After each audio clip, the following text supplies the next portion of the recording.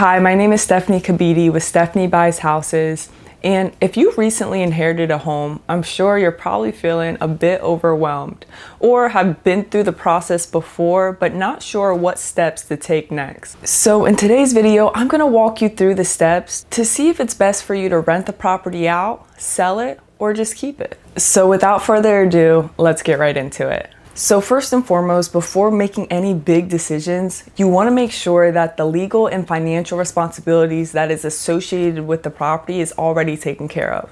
You want to make sure that the property is fully transferred into your name, and you also want to make sure there's not any liens, judgments, or debts, or mortgage payments that have not been paid within the property, because whatever has not been paid, that is going to be what you're going to be responsible for. So you want to make sure all the back end stuff is situated and there's not anything that is past due that you're going to have to be worrying about in the future time here. And this process can all be done throughout the probate process, and for each state that time frame is going to be a little bit different per state, but it also depends on the person's assets of what they have, along with the properties that are associated of what they're inheriting. So now that you got the legal stuff all taken care of and make sure all the responsibilities are covered, the first option you can look for is, renting out the property. And this can be a great option because renting out your property can generate passive income. And passive income is basically when you're making money in your sleep.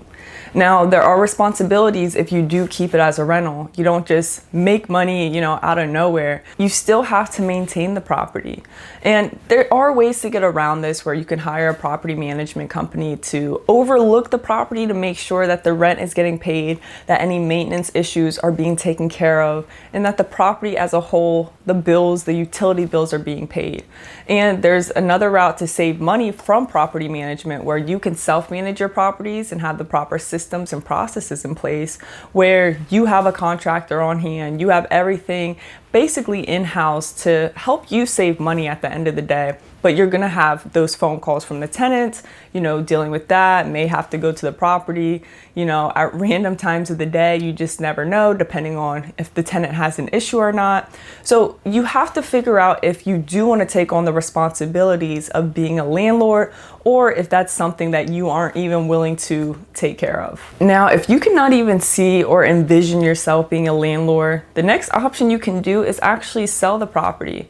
And with you selling the property, this can help get you a lump sum of money within, 30 to 45, maybe 60 days, depending on how long the property is on the market, with, generating a buyer, going through the negotiation process of things, going through the title search, and then finally closing on the property where you hand the keys over to the buyer. And the good thing about selling a property is you no longer have to worry about the property taxes. You don't have to worry about the utility bills or the insurance, the homeowner's insurance. And if you go to sell, a great option may be selling to an investor, because you possibly may not even have to worry about your closing costs. You don't have to worry about realtor fees. So that's saving you a whole bunch of money in fees, which means that's more money coming into your pocket. Plus, many investors purchase properties in as-is condition, like ourselves at Stefanie Buys Houses, meaning that you don't have to put any work into the property. So if the property is an older property, does have a lot of stuff in it, you wouldn't even have to worry about any of that stuff involved within the property, unless you have valuables that you want to take out and then just leave the rest there.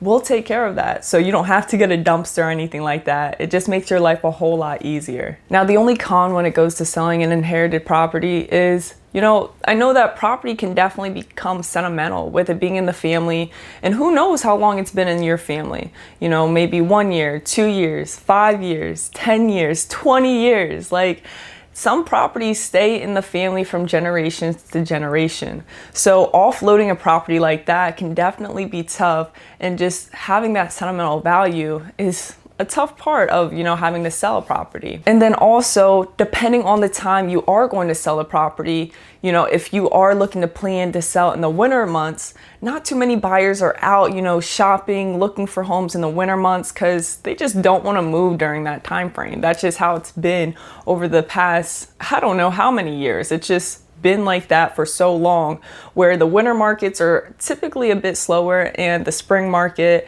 is when things start to pick up. So if you are looking to sell in the winter market, that's when, we may not get as many showings or as many buyers, walking through the property, but, the benefit if you go to sell in the spring market, then that can change a lot of things and hopefully get you a better price of what you're looking for. Now, the last and final thing I want to talk about is you keeping the property. And this can be great because, like I said, the property definitely holds some sentimental value. So you can pass it down from generation to generation and just keep it in the family.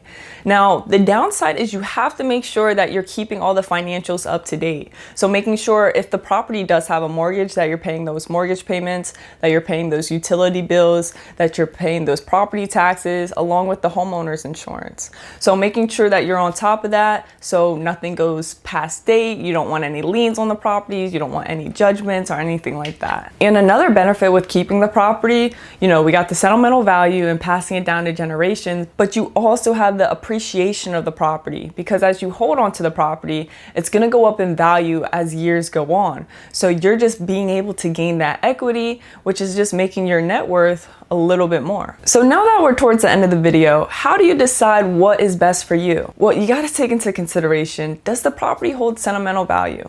Does the property have financial obligations that you have to take care of? Does the property have, a great possibility of being an investment property? So definitely take those considerations in place when you are deciding, and it just all depends on your end goals and what you want out of the property.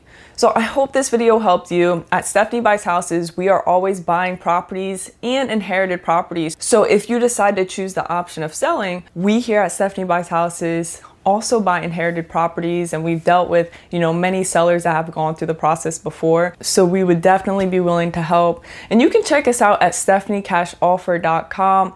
But with that being said, I hope this video gave you some insight in regards to what to do with your inherited property. If it did, make sure to give this video a thumbs up, and I'll catch you guys in the next one.